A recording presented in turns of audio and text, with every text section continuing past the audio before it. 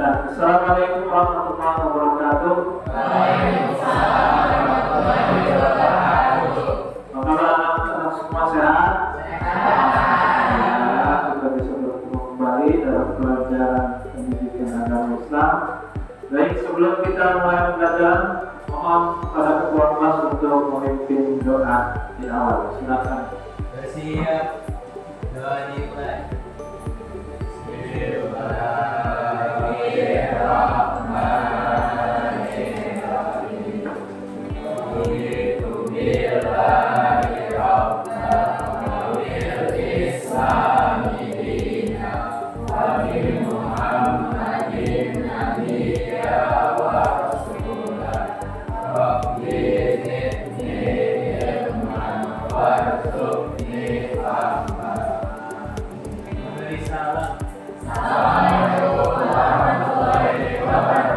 Waalaikumsalam warahmatullahi wabarakatuh. Terima kasih anak-anak semua. Saya akan absen yang masuk hari ini. Saya panggil namanya, silakan tulis di tangan kalau tidak hadir ya. Aisyah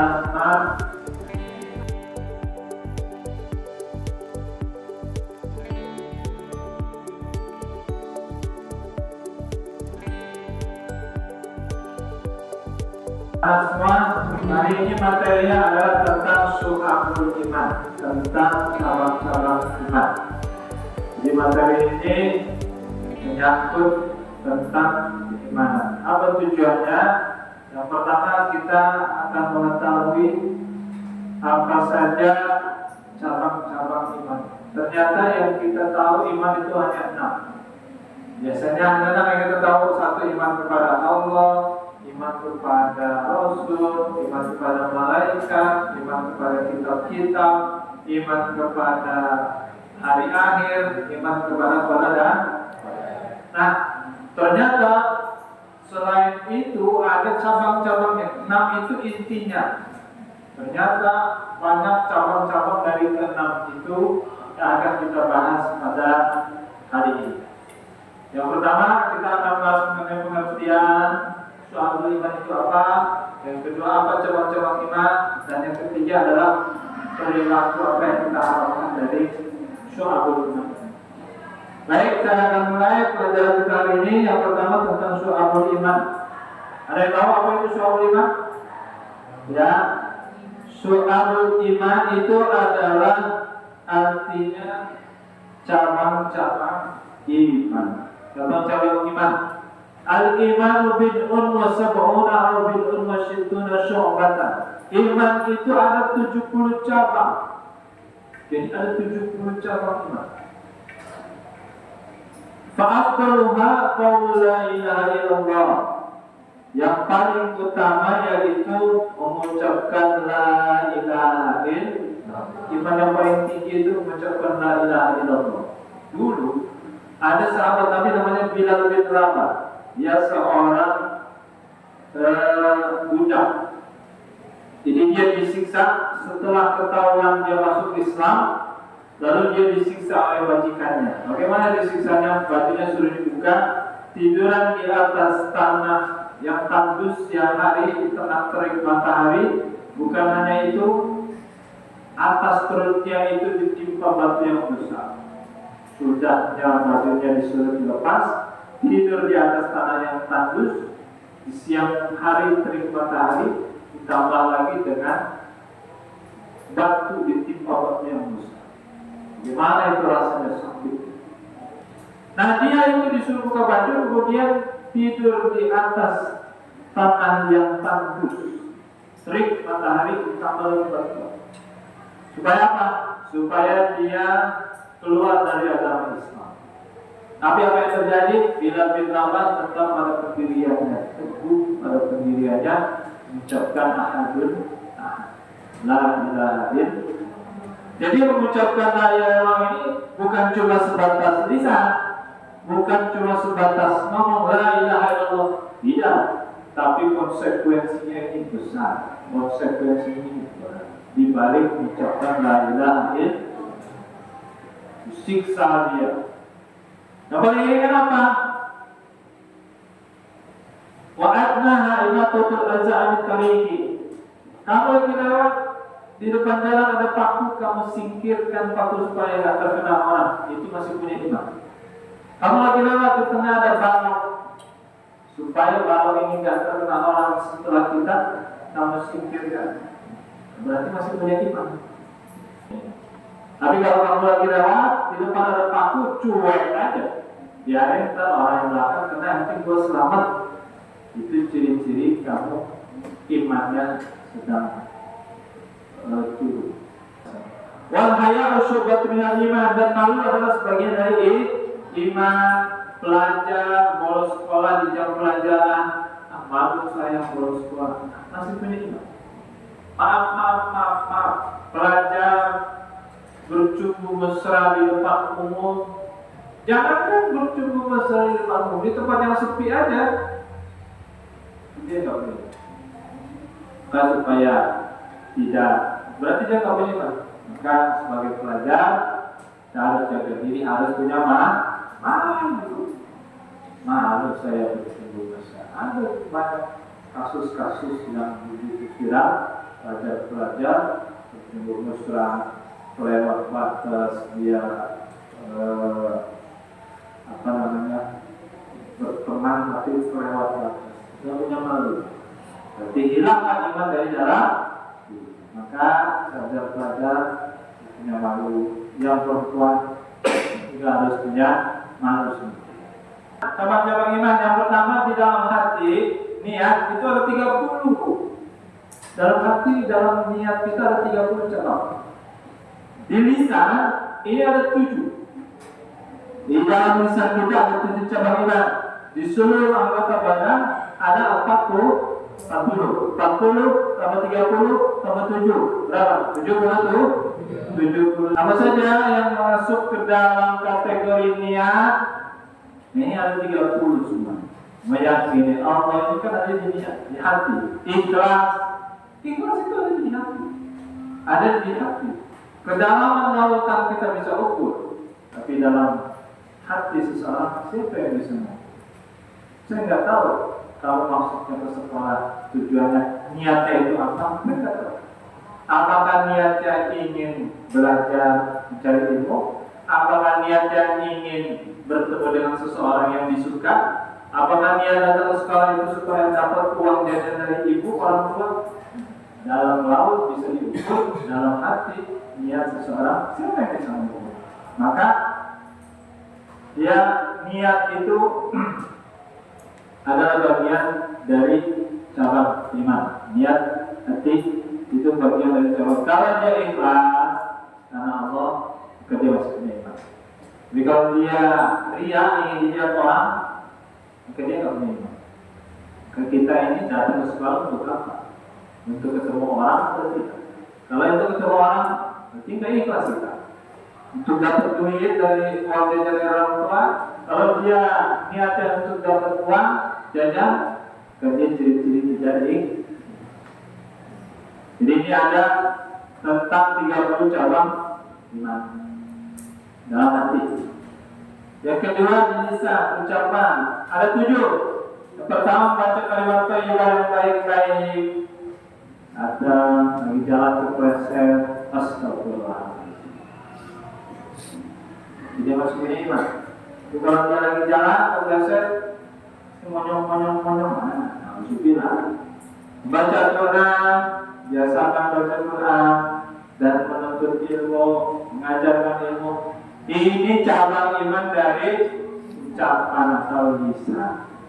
Kalau kita melakukan ini berarti kita insya Allah masih punya iman, berzikir dan lain sebagainya. Anggota badan ada 40-nya paling banyak. Bersuci, sholat, ini cabang iman dari anggota badan. Silaturahim, berjihad, bersedekah, ini termasuk cabang iman dari anggota badan. Menyingkirkan benda yang mengganggu di jalan, ini bagian daripada cabang iman. Jadi terbagi menjadi 3. Yang pertama cabang iman di dalam hati ada 30. yang kedua di lisan ada 7, yang ketiga di seluruh anggota badan ada 40. Ini cabang iman. Nah, baik anak-anak sekalian, dari apa yang saya jelaskan barusan, barangkali ada yang mau bertanya. Mari sama-sama kita berdiskusi. Bisa jadi apa yang kamu sampaikan betul, apa yang saya sampaikan kurang lengkap dan ada salah, maka silakan kita berdiskusi. Bagi teman-teman yang mau bertanya, silakan angkat tangan lalu sampaikan pertanyaannya. Silakan. Ya. Apabila kita tidak dapat melakukan semua cara ini sepenuhnya itu, apakah kita dijatuhi sanksi seperti dosa ketika di lain orang yang tidak beriman atau gimana? Ya, baik, pertanyaan yang bagus. Kalau seandainya kita tidak bisa melaksanakan semua,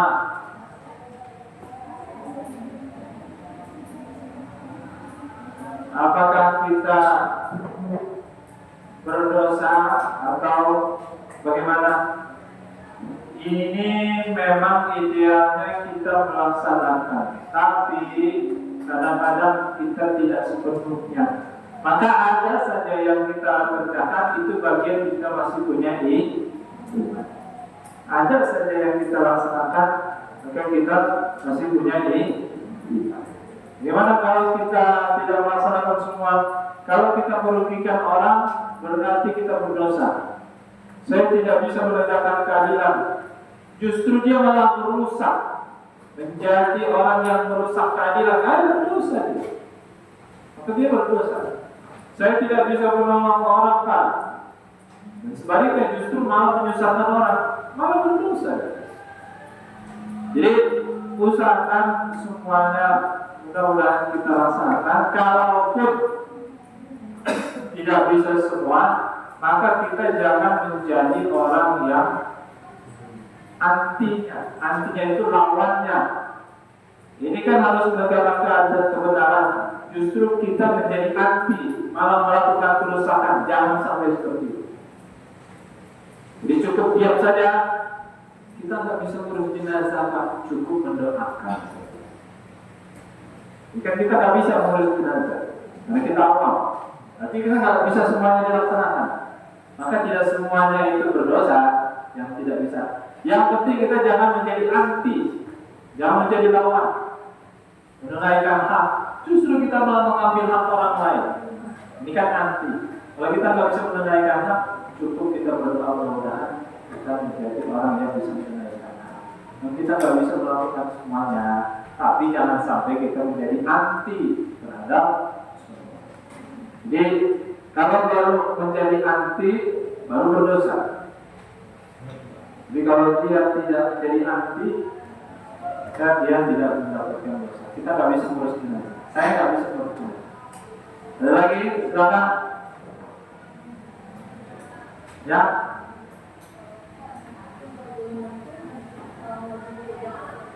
Apa? Soal iman itu wajib dikerjakan. Seseorang bisa selamat di dunia dan di akhirat karena iman. Jadi wajib dikerjakan atau tidak? Kalau tidak mengerjakan maka sengsara nanti dia. Paham nggak?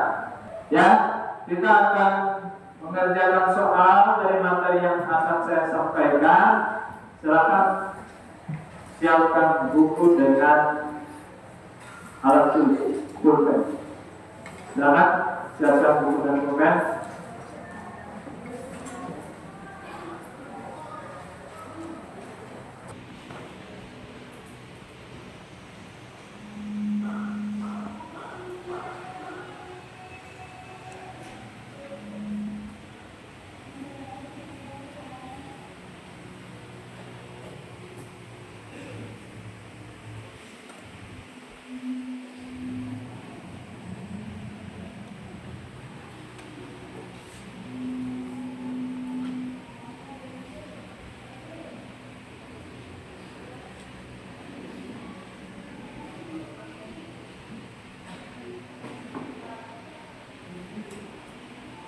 Pelajaran ini menurut saya pertama menghindari diri dari permainan syirik.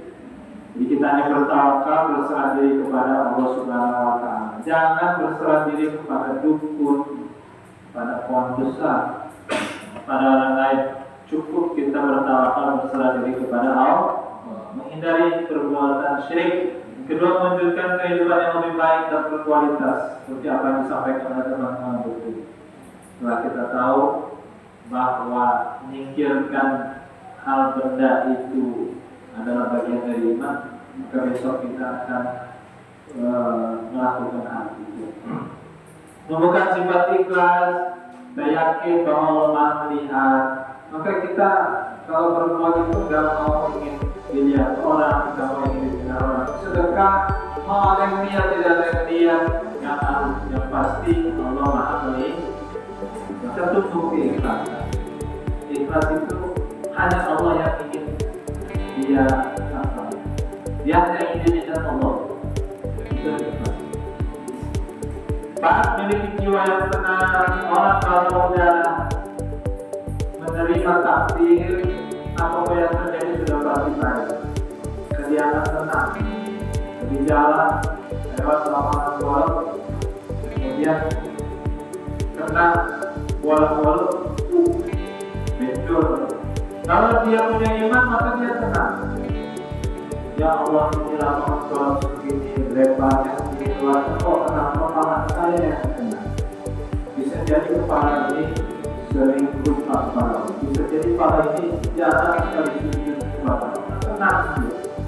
Tapi kalau orang punya iman, dalam lapangan bola, kena kepala, ini siapa yang serang dia? Kepala saya yang kena. Jadi kalau dia iman kepada Allah, dia tenang. Ya Allah, ini lapangan luas, kepala saya yang kena. Oh, bisa jadi kepala sering memikirkan hal-hal yang maksiat. Oh, bisa jadi kepala ini lupa kepada Allah, malah sering ingat-ingat hal-hal dunia. Oh, bisa jadi kepala ini jarang sekali dibawa untuk bersujud. Jadi dia tenang, nerima takdir. Jadi jangan terpleset. Jadi saya kurang hati-hati. Jadi saya terlalu terburu-buru. Jadi tenang aja dia. Kenapa? Karena dia menerima takdir. Tapi kalau orang yang menerima takdir, ngomel, marah-marah, orang dimarahin, siapa yang dimarahin? 5, menghindari diri dari sifat takut. Jadi kalau orang punya iman, maka dia nggak takut. Mau keluar, nggak takut. Kenapa? Karena Allah lah yang memberikan takdir. Takdir itu dari Allah pasti yang terbaik. Mau dia bicara bagaimana, terserah. Yang penting sudah pasti yang terbaik. Nggak takut. Mudah-mudahan teman-teman semua bisa mengamalkan apa yang kita pelajari pada pagi hari ini. Dan mudah-mudahan kita semua senantiasa diberikan hidayah, petunjuk, kekuatan, istiqomah dalam menjalankan iman. Dan mudah-mudahan yang lebih penting kita semua selamat di dunia dan lebih lagi kita selamat nanti di akhir.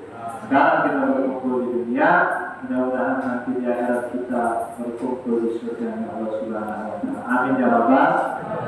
Kita sama-sama mengucapkan hamdalah.